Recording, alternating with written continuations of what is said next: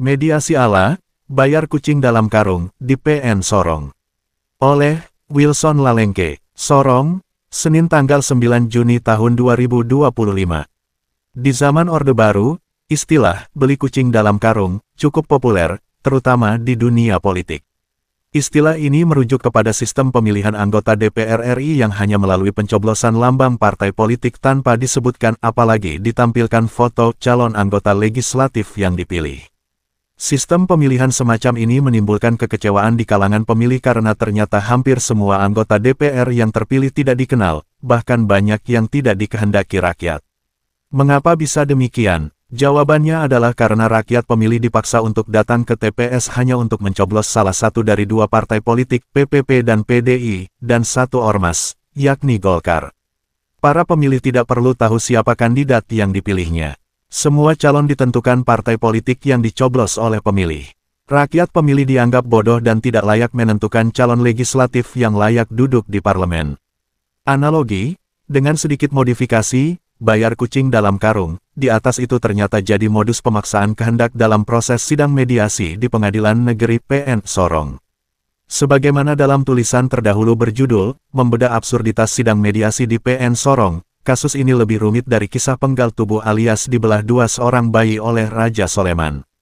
Pihak penggugat, PT Bagus Jaya Abadi (BJA), yang hanya diwakili kuasa hukumnya dengan gagah perkasa hadir di ruang sidang mediasi membawa konsep, bagi dua, lahan objek sengketa, plus bayar kompensasi 2,5 miliar rupiah, tanpa menunjukkan dokumen legalitas kepemilikan atas lahan yang diklaimnya itu. Hal tersebut tentu menimbulkan pertanyaan besar, lahan mana yang dimaksud untuk dibagi dua dan harus bayar kompensasi miliaran oleh penggugat.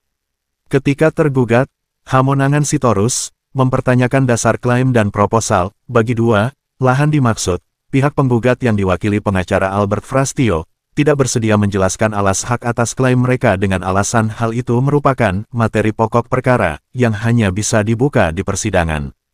Anehnya, pihak PN Sorong melalui hakim mediasi, Rifai Rashid Tukuboya, SH, terkesan seya sekata dengan kuasa hukum yang mewakili sang perwakilan penggugat.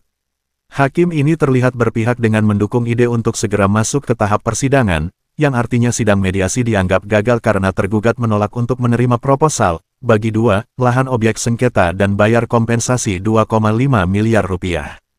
Padahal, yang diinginkan tergugat Hamonangan Sitorus adalah penjelasan tentang lokasi lahan yang diklaim penggugat karena adanya kesimpangsiuran informasi terkait posisi lahan yang dipersoalkan.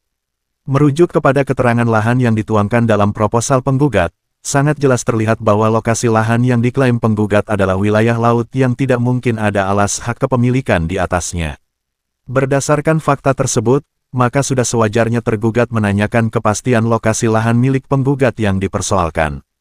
Jika lahan yang diklaim sudah jelas alias duduk perkara telah terang benderang, maka perundingan selanjutnya akan lebih mudah dan lancar.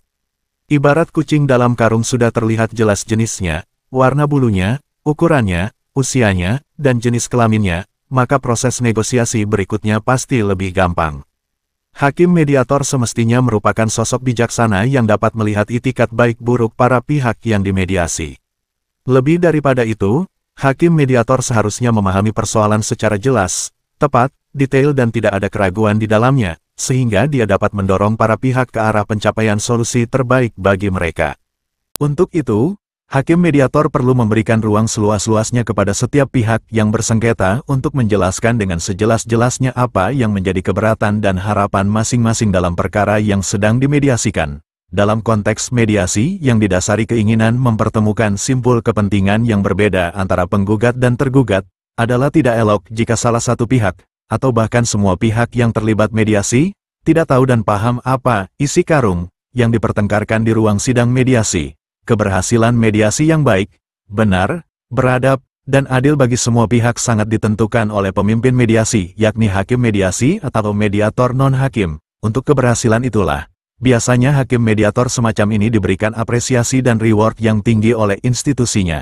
Sebaliknya, kegagalan mediasi akan menjadi catatan kinerja buruk bagi seorang hakim mediator. Penulis adalah lulusan pasca sarjana bidang etika global dan etika terapan dari 3 universitas ternama di Eropa. Ketua Umum PPWI Nasional.